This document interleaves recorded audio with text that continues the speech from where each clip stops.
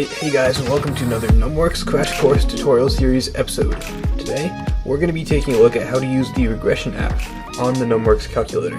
So let's go ahead and open it up, and we'll see a screen like this. So, one important thing to mention before we get started is that you can only do linear regression on the Numworks Calculator.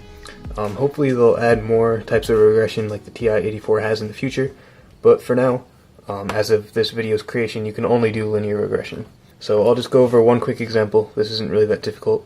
If we say we have the terms or the points 0, 1, 1, 2, 2, 5, 4, 6, 5, 5. Let's say we have all of these points.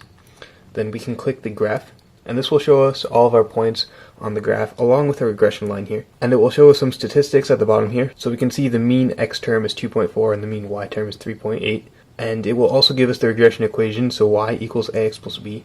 It gives us a and b and the r and r squared term. And then we can also go to the stats here to see all of the terms in more detail down here. Again with all of the regression equations, the r and r squared term, and some more statistics here. So that's really all there is to it. You can add more regression equations here if you want to study more at once. We could say 0, 0, 1, 1, and 2, 2. Then if we go to the graph here, we can see both of those lines on our graph, both of these statistics here, if we go to the right. And I mean, yeah, that's pretty much it. Thanks for watching, and I will see you in the next Numworks Crash Course Tutorial Series episode.